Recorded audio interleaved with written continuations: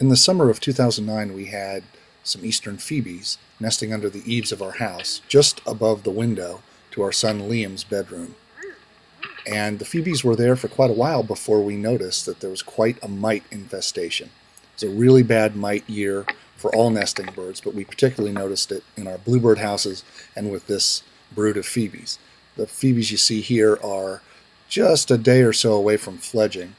And you can see, if you look closely on the wall behind the birds, there are quite a few mites there. So we were determined, once the birds fledged, that we'd get up there and get that nest out of there and remove all the mites and spray it down with some pyrethrins to discourage the mites from coming in the house. So this is a little video about how we did that. You'll see here in just a second the adult phoebe come in and feed the fledglings. This is about a day or two before they fledged.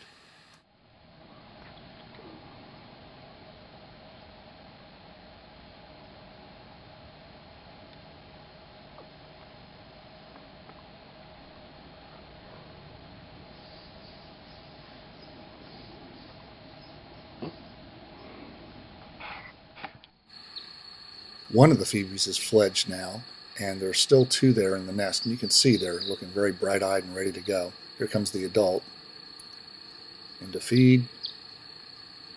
And you can hear one of the babies chipping in the background, wanting to be fed itself.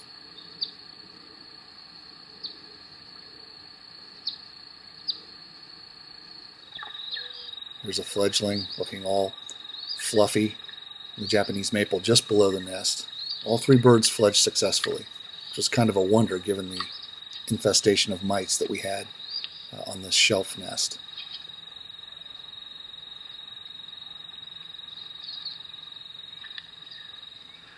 And here's a close-up after the birds left.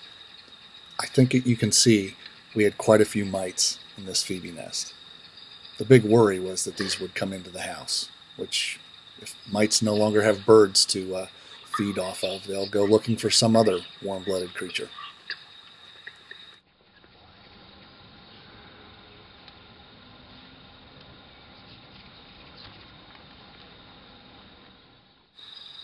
You can see how many mites there were in this nest, and we didn't want to wait very long before we took care of this problem, so we started looking for a good hazmat person to come in, with someone with experience in removing these sorts of things. We finally found one. Her name was Julie Zickafus.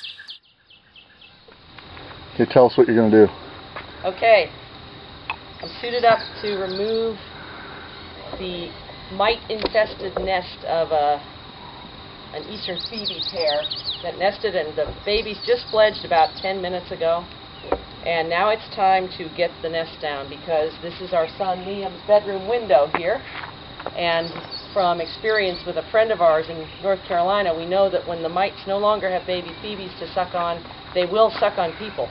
And I can attest to that because I've been itching like crazy. They crawl through your eyebrows, they go into your hair. So what we're doing is I'm going to climb this ladder with a bucket of hot water. I'm going to scrape the nest off into the bucket, kill as many mites as I can, and then I'm going to douse the entire area with pyrethrins.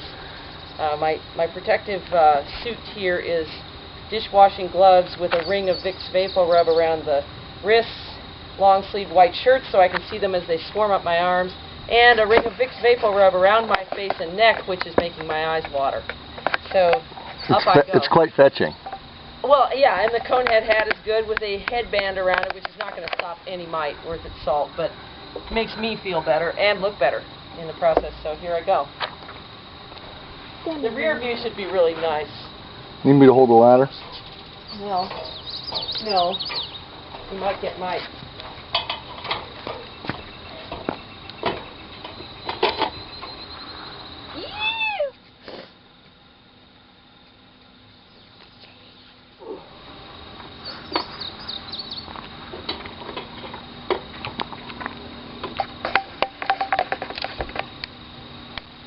Baby.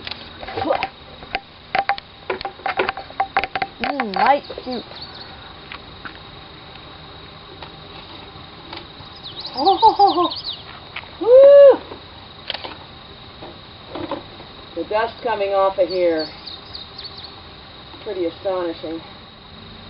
Okay. I can lose the bucket now. Here you go. I suppose nobody really wants to take it from me, but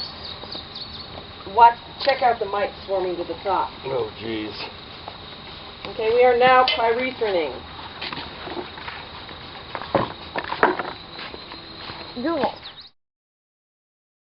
The story does have a happy ending. After Julie sprayed down with pyrethrins and outlined the window with Vicks Vapo Rub, the phoebes flew off and the mites never bothered us again.